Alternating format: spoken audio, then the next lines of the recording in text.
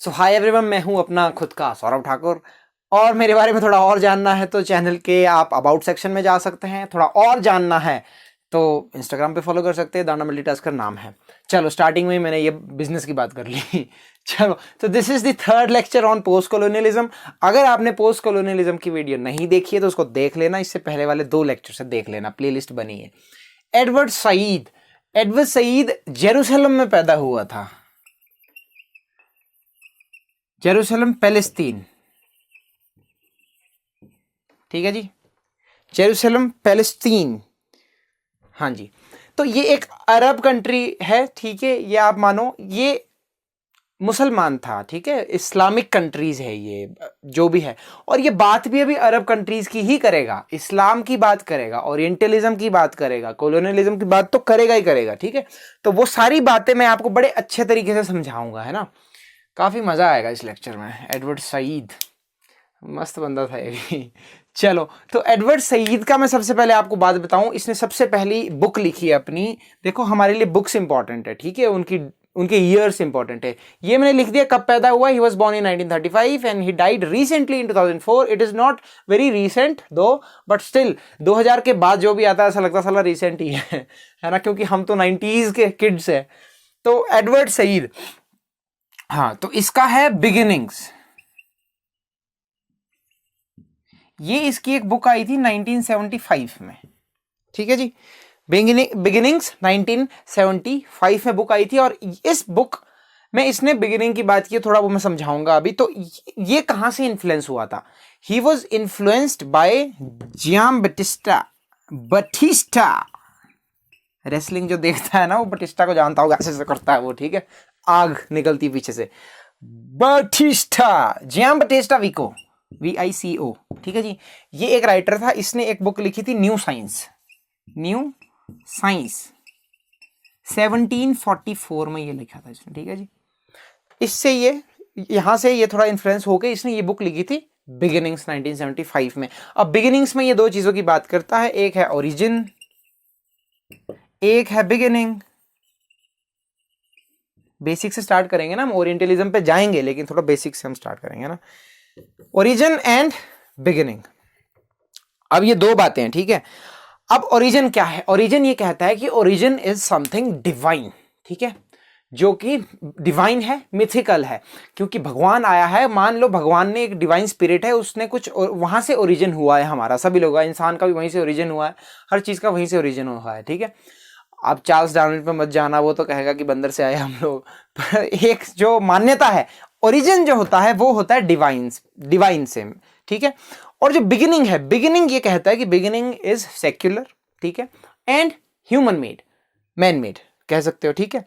तो बिगिनिंग जो है वो इंसान करता है, ओरिजिन उसका पहले हो जाता है। जो ओरिजिन है वो भगवान से रिलेटेड है, डिवाइन चीजों से रिलेटेड है, ठीक है। और जो बिगिनिंग है वो इंसान से रिलेटेड है, सेक्युलर है, ठीक है जी। इतनी सी बात करता है बिगिनिंग्स में।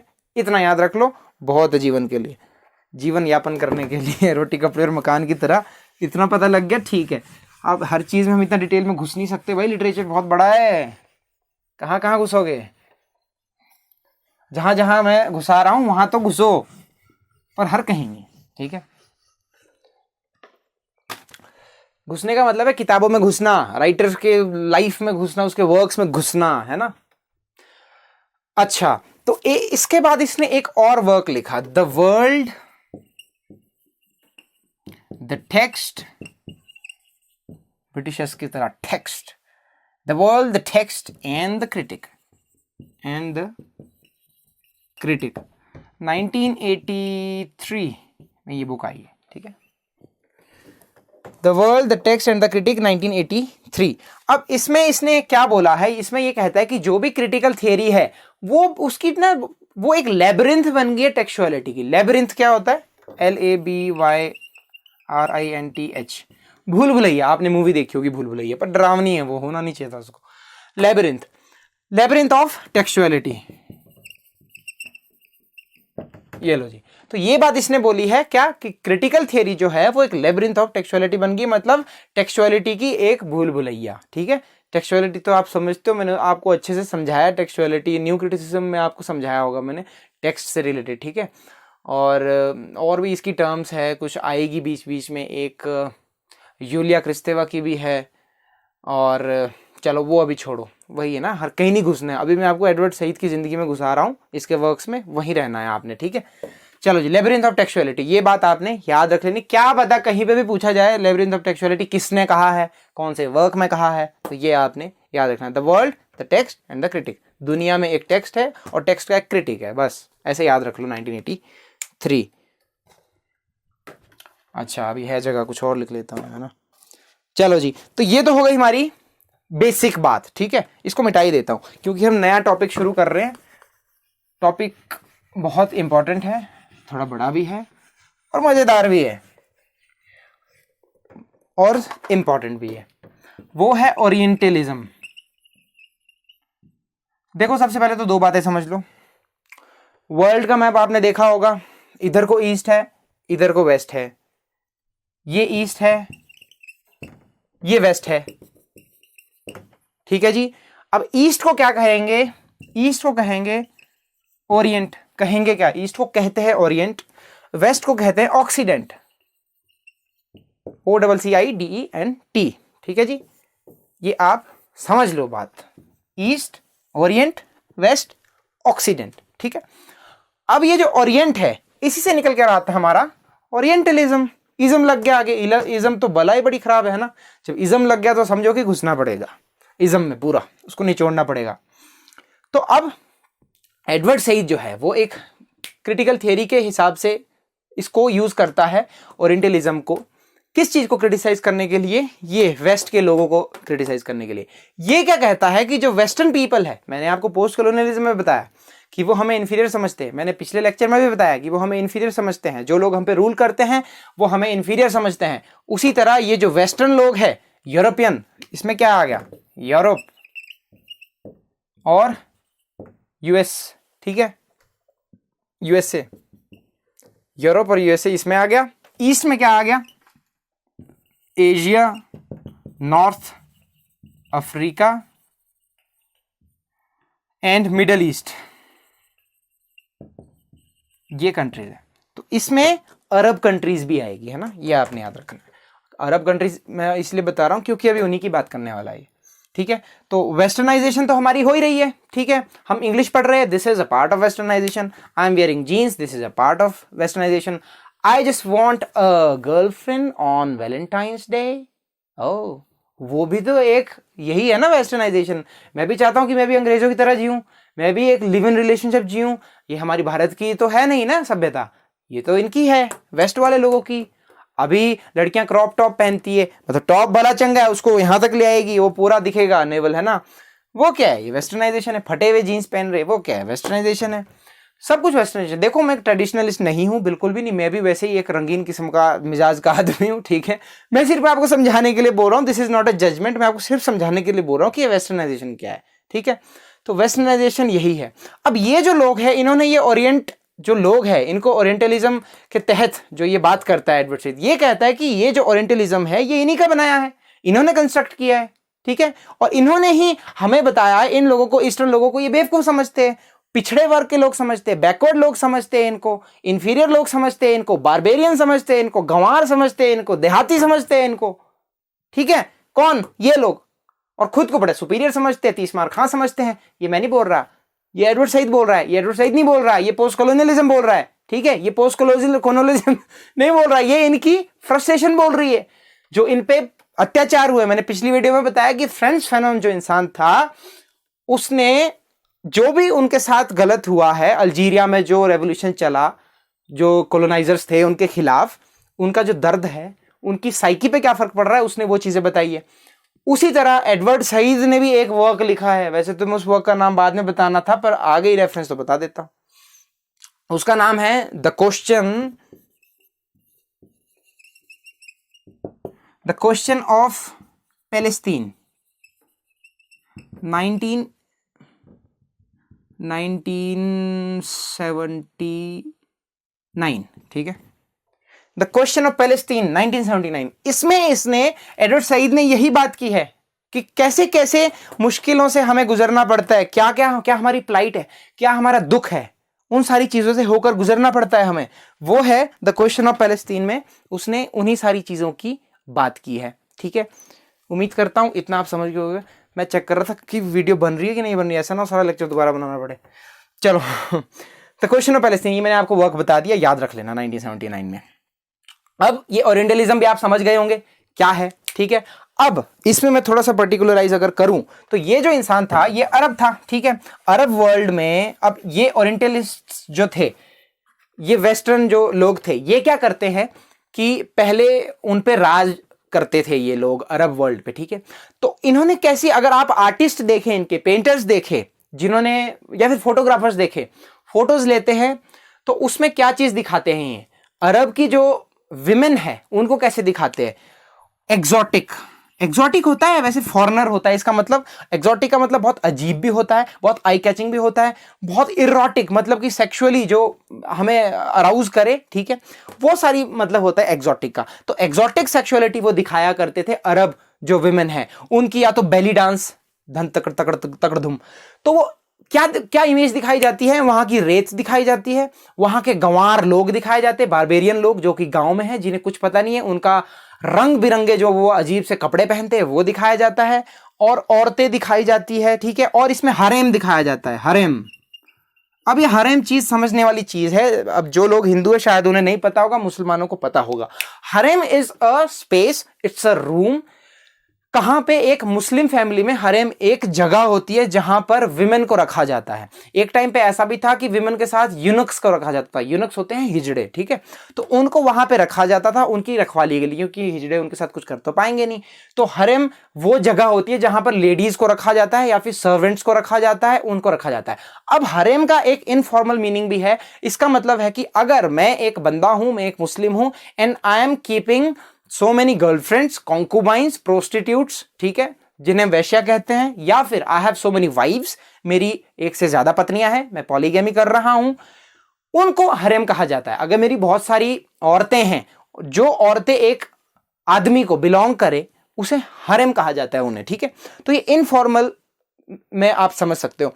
तो उसमें ज्यादातर यही दिखाया जाता था, जो ये लोग थे, यूरोपियन लोग थे, इन्होंने ज्यादातर यही दिखाया, हरेम दिखाया, एग्जॉटिक विमेन दिखाई, उनका बेली डांस दिखाया, उनका सैंड दिखाया, उनका गंवार पर उनका बारबेरियन चीजें, यही सारी चीजों को दिखाया गया। तो इन्हीं सारी चीजों का दुख था एडवर्ड सईद को कि ये क्या कर रहे हो यार तुम लोग, हमें तुमने बेवकूफ समझा हुआ है। तो पोस्ट कॉलोनियल का यही है, जिसने भी हम पे रूल किया उसने हमें इंफीरियर दिखाने की ही कोशिश की, उसने हमें यह विश्वास दिलाने की कोशिश की कि तुम्हारा जो कल्चर है बहुत इंफीरियर है। ठीक है, अब इस बुक से ओरिएंटलिज्म, अच्छा ओरिएंटलिज्म एक बुक है। ठीक है, अभी तो मैं टॉपिक की बात कर रहा था, ओरिएंटलिज्म इसकी बुक है जिसमें सारा आइडिया 1978 में आई है ये बुक, है ना, मेरे को पहले ही बता देना चाहिए था पर कोई बात नहीं। ओरिएंटलिज्म बुक है इसकी 1978 में, और कंसेप्ट भी यही है इसका, जिसके बारे में मेनली हमने बात करनी थी और मैंने बात कर ली है। ठीक है, और मैं उम्मीद करता हूं समझ गए होंगे, और ये याद रख लेना इसका 1978। ठीक है, चले फिर आगे। ओरिएंटलिज्म, अब क्या हुआ कि इस बुक से कई लोगों को दिक्कत भी हो गई, तो उन्होंने बोला कि ये तो जी एंटी ईस्ट, एंटी वेस्टर्न जो बुक है वो है भाई, वेस्टर्न के बिल्कुल खिलाफ है। फिर एडवर्ड सईद ने 1995 में एक आफ्टरवर्ड लिखा इस बुक के लिए कि भाई ये कुछ नहीं है, ये बस एक क्रिटिकल, एक हिसाब से क्रिटिसिज्म है, इतना इसको सीरियसली लेने की जरूरत नहीं है। फिर 2003 में इसने एक प्रेफेस भी लिखा, ठीक है, इसी बुक के लिए, मतलब कि इसने थोड़ी सी क्लैरिफिकेशंस दी कि क्या क्या है, क्योंकि इस पे कंट्रोवर्सी हो गई थी कहीं ना कहीं थोड़ी बहुत। तो ये चीज़ आप याद रख लेना। ठीक है, तो ओरिएंटलिज्म आप समझ गए होंगे। चलो, तो अब मैंने आपको ये बुक भी बता दी, अब मैं आपको एक दो बुक्स और बताता हूँ और हम लेक्चर खत्म करते हैं ना।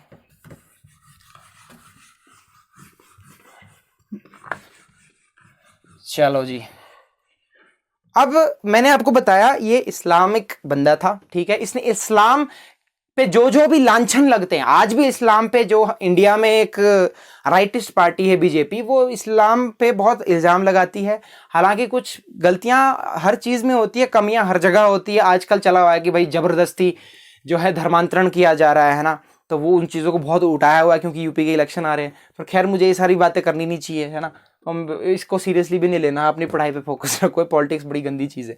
तो मैं सिर्फ समझाने के पर्पज से बोलता हूँ आपको, ठीक है, मैं नहीं चाहता कि मैं आप पे कुछ थोपूं अपना। तो अब थोपने के चक्कर में मैं ये भूल गया कि मैं पढ़ा क्या रहा था। हाँ, मैं आपको पढ़ा रहा था कि ये इस्लामिक बंदा था। तो इसने क्या बोला कि कुछ स्टीरियोटाइप्स है जो ये दूर करना चाहता था। पहला स्टीरियोटाइप है कि जो इस्लाम है वो एक हेरेटिकल इमिटेशन है क्रिश्चियनिटी की, मतलब कि क्रिश्चियनिटी हेरेटिकल मतलब HERETICAL, हेरेटिकल आया है हेरेसी से। हेरेसी और पैराफ्रेज क्लिंथ ब्रूक्स का है, जहां तक मुझे याद आ रहा है, न्यू क्रिटिसिज्म में कवर करवाया। हेरेसी होता है जब कोई भी एक एस्टेब्लिश्ड बिलीफ है और आप उसके अगेंस्ट कुछ बोलते हो, ठीक है, तो वो होता है हेरेटिकल। तो ये बोलते हैं कि कुछ स्टीरियोटाइप्स थे जिसमें ये कहा जाता था कि जो इस्लाम है वो क्रिश्चियनिटी से ही आया है और उसी की एक इमिटेशन है, उसकी एक कॉपी है, उसकी एक नकल है। उस चीज को ये डिफेंड करना चाहता था एडवर्ड सईद, ठीक है। फिर हमारा आता है सेकंड चीज की एक्सोटिक सेक्सुअलिटी ऑफ